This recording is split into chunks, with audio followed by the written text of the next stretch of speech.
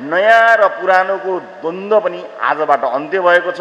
यो गुट र त्यो गुटको कुरा पनि अन्त्य भएको छ। उपस्थित साथीहरू, निर्वाचनमा गइसकेपछि त्यसले एउटा परिणाम त दिइहाल्छ। प्रतिस्पर्धीका रूपमा हामीले लड्नै पर्छ। तर सभापतिका रूपमा मैले कुनै पनि जिल्ला, पालिका, वडा अथवा प्रदेशका कुनै पनि अधिवेशनहरूमा आफूलाई प्रत्यक्ष संलग्न नगराइकन अलिकति टाढा राखेर हेर्ने प्रयास गरेँ। किनकि यो पहिलो अधिवेशन र पहिलो महाधिवेशन भएको हुनाले हाम्रो सङ्गठन कस्तो अवस्थामा रहेको छ यसको सम्पूर्ण कुरा जान्नु जरुरी थियो। त्यसलाई ढाकछोप गर्ने होइन। सकिन्थ्यो होला चाहेको भए केही कमजोरीहरू ढाकछोप गर्न, तर त्यसलाई ढाकछोप गर्नुभन्दा पनि कहाँ रहेछौँ हामी भन्ने कुरा यसको सम्पूर्ण भनिन्छ नि आन्द्राभुँडी यो थाहा पाउन जरुरी थियो।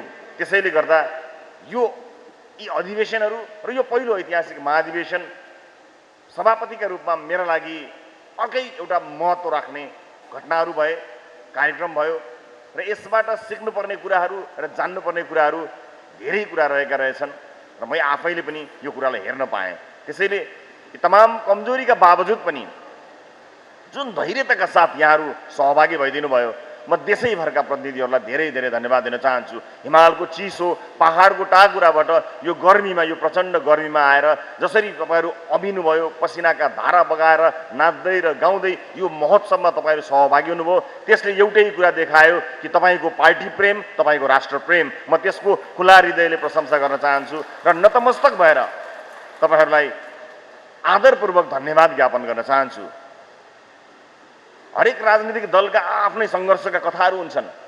पछिल्लो समयको राजनीतिक सङ्घर्ष अलिकति बेग्लै छ, अलिकति फरक छ। हामी फरक पृष्ठभूमिमा राजनीतिमा आएका हौँ। मैले पटक पटक भन्दै गरेको छु, देशमा विद्यमान कयौँ राजनीतिक द्वन्द्वहरू, कयौँ राजनीतिक उतार चढाव भन्दा माथि उठेर पर आइपुगेर मुलुक यो अवस्थामा आइपुगेको हो। यसभन्दा अगाडिका हाम्रा सम्पूर्ण अग्रज राजनीतिज्ञहरू, चाहे जुनसुकै राजनीतिक दलकाहरू हुन्, यहाँ यो परिवर्तनमा, व्यवस्था परिवर्तनको त्यो अग्निकुण्डमा उहाँहरूको होम नलागेको भए, उहाँहरू नहोमिएको भए आज हामी यो उपलब्धिमा आइपुग्ने थिएनौँ। यद्यपि हाम्रो युगका आफ्नै चुनौतीहरू छन्।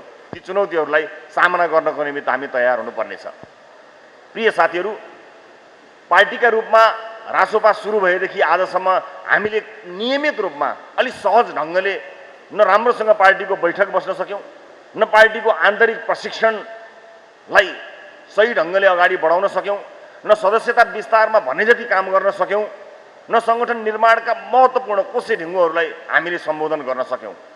हामीसँग समय भएन, समय दिइएन, हामीबीच अनेक किसिमका राजनीतिक घटनाक्रमहरू भए।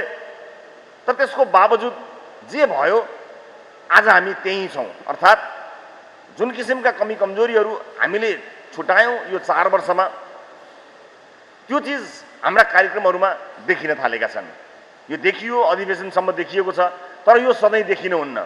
यसलाई हामीले सबैले गम्भीर भएर छलफल गरेर यसलाई काहीँ न काहीँ कुनै बिन्दुबाट करेक्सन गर्नै पर्ने हुन्छ र हामी प्रतिबद्धताका साथ अब भन्न चाहन्छौँ कि अब राष्ट्रिय पहिलो ऐतिहासिक महाधिवेशनबाट राजनीतिक रूपमा वैधानिकता प्राप्त गरेको देशकै सबैभन्दा ठुलो लगभग 2/3 सरकार सञ्चालन गरिरहेको रासोपा परिपक्व भएर अगाडि बढ्नेछ, प्रतिबद्ध भएर अगाडि बढ्नेछ। यिनीहरू गम्भीर छैनन् कि, दुर्घटना पो हुन्छ कि भन्ने प्रश्नहरूको हामीले व्यापक सामना गर्नु परेको छ। मैले यो मञ्चमा उभिएर आज भन्नै पर्छ कि राजनीतिक रूपमा हामीले परिपक्व राजनीति गरिरहेका छौँ भन्ने कुरा देखाउने कुरामा हामी चुकेका जरुर छौँ। यो कुरा हामीले मनन गर्नुपर्छ। हामीले छातीमा हात राखेर आफैलाई सोध्नुपर्छ कि हाम्रा व्यवहार, हाम्रा अभिव्यक्ति, चाहे हाम्रो संसदीय अभ्यास होस्, यी सबै कुराहरूमा हामीले देखाउनु पर्ने जति परिपक्वता देखाउन सकिरहेका छैनौँ। यो कुरा पक्का हो। तर हाम्रो नियत, हाम्रो देशभक्ति, हाम्रो राष्ट्रभक्तिमा किञ्चित शङ्का नगर्नु होला। कसैलाई शङ्का नगर्नको निमित्त म निर्धक्क हुनको लागि अनुरोध गर्न चाहन्छु। हो, नयाँ छौँ, कयौँ अभ्यासहरूमा हामी नयाँ भएका कारणले केही असहजताहरू भएको छ होला। तर देशको पछिल्लो परिवर्तन, सङ्घीय लोकतान्त्रिक गणतन्त्र, यसले दिएका उपलब्धिहरू, यसलाई जोगाउने कुरामा, यसलाई सम्वर्धन गर्ने कुरामा हामी एक ठाउँमा छौँ, एकजुट छौँ। यसबाट हामी दायाँ बायाँ विचलित हुँदैनौँ। हो, शासकीय स्वरूपमा हामीले प्रश्नहरू केही उठाएका छौँ। ती शासकीय स्वरूप सामर्थ्य पुग्दाका तिनलाई पुनरावलोकन गर्ने क्रममा हाम्रा मुद्दाहरू यी हुन सक्छन् जसलाई छलफलका रूपमा हामीले राखेका छौँ। हामीले घर बनाएका छौँ, तर घर जब केही समय बित्दै जान्छ त्यसलाई त्यसका कुनै ढोकाहरू, त्यसका कुनै झ्यालहरू, त्यसको कुनै तल्लामा रेट्रोफिट गर्नुपर्ने त्यस्ता सम्भावनाका गुन्जायसहरूलाई कहिले पनि बन्देज गर्न सकिँदैन। बस हामीले त्यही भनेका हौँ। हामी यही व्यवस्थाभित्र रहेर जनताको अवस्था परिवर्तन गर्ने नाराका साथ आएका हौँ। हामीले सुरुवातमा भनेको जान्नेलाई छान्ने नारा आजभोलि बडो ट्रोलको विषय बनेको छ। म त्यसलाई पनि स्पष्ट पार्न चाहन्छु। जतिखेर पार्टी स्थापना भयो हामीसँग चुनावमा जानका लागि 5 महिनाभन्दा बढी समय थिएन। त्यतिखेर हामी जान्ने बनाई छान्न सक्ने अवस्थामा थिएनौँ। त्यसकारणले जान्नेलाई नै खोजी खोजी छानिएको त्यतिखेरको त्यो नारा हो। यद्यपि हाम्रा कयौँ ठाउँहरूमा त्यसलाई अध्यावधिक नगरिएका हुनाले त्यो आज पनि देखिन्छन्। हामीलाई त्यो नारा प्रिय छ। तत्कालीन अवस्थामा जब हामी निर्वाचनमा गयौँ 5 महिना बाँकी रहँदाखेरि हामीलाई जान्नेहरू छान्नु बाहेको विकल्प नै थिएन। हामी यसरी टोल टोल घर घर छिमेक छिमेक जिल्ला हाम्रो सङ्गठन बसेको थिएन साथीहरू। आज तपाईँ निर्वाचनमा सहभागी नभइदिनुहोस् न, तपाईँ उम्मेदवार नउठिदिनुहोस् न भनेर आज जसरी हात जोड्नु परेको छ साथी हो, हिजो तपाईँ निर्वाचनमा उठिदिनुहोस् न, उम्मेदवार भइदिनुहोस् न भनेर हात जोड्नुपर्ने अवस्थाबाट हामी आएका हौँ। त्यतिखेर जान्नेलाई छान्ने भए के उपाय थियो र हामीसँग? आज पनि जान्नेलाई नै छान्ने हो, तर आज अलिकति फरक भएको छ। जान्ने बनाई छान्ने, जान्ने छैन भने जान्नेलाई छान्ने, जान्ने छैनन् भने जान्ने बनाई छान्ने, जान्ने भनेर छानिएकाहरू नजान्ने रहेछन् भने तिनलाई विधिबाट फाल्ने पनि। त्यसैले यी सबै कुराहरूलाई म साथीहरूलाई स्पष्ट पनि पार्न चाहन्छु। प्रिय साथीहरू, हाम्रा राजनीतिक क्रियाकलाप, हाम्रा राजनीतिक अभिव्यक्ति र हाम्रो राजनीतिक उपस्थितिले यो देशका प्रबुद्ध, देशप्रेमी, नागरिक समाज, सञ्चार जगत, अन्तर्राष्ट्रिय जगत, राजनीतिक वृत्त कोही पनि भयभित्र त्रसित हुनु हुँदैन। हाम्रो राजनीतिक गतिविधि त्यति परिपक्व हुन जरुरी छ। किनभने प्रश्नहरू आउँछन्, ती प्रश्नहरूबाट हामी भाग्ने होइन, तिनलाई रचनात्मक रूपमा सामना गर्दै आम नागरिकलाई निर्धक्क पार्ने जिम्मा हाम्रो हो।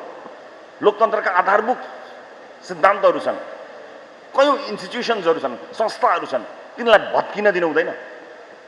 शक्ति पृथकीकरणको सिद्धान्तमा अडिग रहेर हामीले ती संस्थाहरूको सम्मान गर्न जानेनौँ र हामीले मतको बलमा, सङ्ख्याको बलमा हिजोका शासकहरूले गरे जस्तो गलत अभ्यासहरू गऱ्यौँ भने त्यसले फेरि एउटा दुर्घटनामा लान्छ।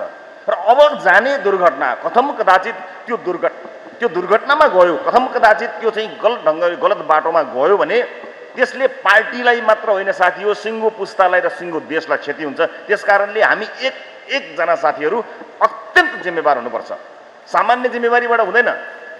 जो कोहीले सोचेको होला कि हामी त घन्टी बजाउँदै आयौँ, जनता अलिकति निराश थिए, पुराना पार्टीबाट हैरान भएका थिए, विकल्प पाए, हामीलाई रोजे, बस भइहाल्यो। हामीलाई जनताले किन रोजे, कुन परिवेशमा रोजे, हामी आउनु पर्ने आयौँ कि आउनु नपर्ने आयौँ, हामी जित्न पर्नेले जित्यौँ, जित्न नपर्नेले जित्यौँ, अब त्यसको गुन्जायस छैन। जित्यौँ, आयौँ, अब जिम्मेवार हुनुपर्छ।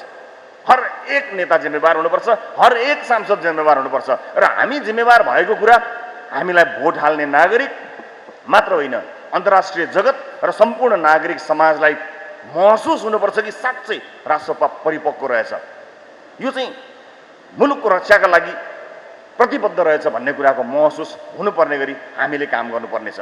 प्रश्न उठाउनेहरूमाथि औँला उठाउने होइन, हामीले प्रश्न उठ्न नदिने कसरी हामीले गर्नुपर्ने काम त्यही हो।